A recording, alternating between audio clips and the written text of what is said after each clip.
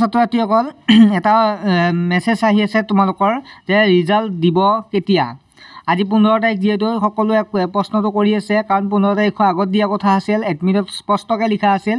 আৰু সেই তাৰ ওপৰত সকলোৱে সুধি আছে মই যিমান পাৰো ৰিপ্লাই দিছোঁ তোমালোকৰ ভিডিঅ'ৰ জৰিয়তে মই ক্লিয়াৰ কৰি দিম নটিফিকেশ্যন এটা আহিছে যিটো তোমালোকৰ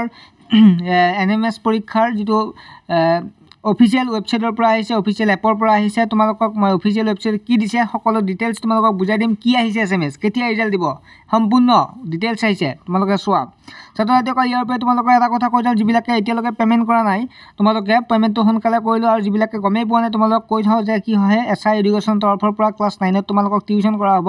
তোমালোকে মাত্ৰ 49 টকা কৰিব পাৰিবা আৰু প্ৰথম 3 মাহৰ কাৰণে ফ্ৰী তোমালোকৰ অফাৰ থাকিব দুখন ই-বুক পাবা আৰু এতিয়া পে'মেণ্ট কৰিলে তোমাৰ অফাৰটো কি হ'ব তোমালোকে মাত্ৰ 169 টকা দিলে তোমালোকে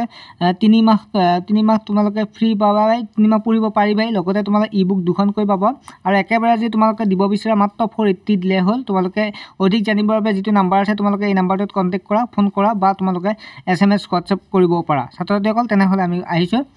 কি আছে তোমালোকে চোৱা ইয়াৰ ওপৰত দেখা পাইছা result of NMS exam 2023 will be declined in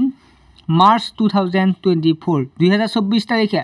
তো 2024 চনৰ মাৰ্চত তোমালোকৰ ৰিজাল্টটো আহিব পাৰে ঠিক আছে 2024 তোমাৰ ৰিজাল্ট আহিব পাৰে গতিকে তোমালোকে দেখা পাইছা তোমালোকৰ 8 ফেব্ৰুৱাৰী মাহত ৰিজাল্ট নিদিয়া গতিকে তোমালোকে মাৰ্চলৈ অপেক্ষা কৰিব লাগিব ছাত্ৰ-ছাত্ৰীসকল ইমান দিন তোমালোকে ধৈৰ্য ধৰিছে অপেক্ষা কৰিছে আৰু মাত্ৰ এমাহ তোমালোকে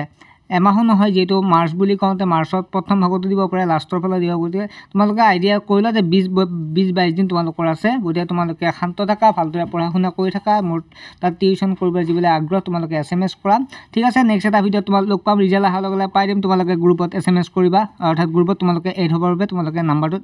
SMS কৰিবা ঠিক আছে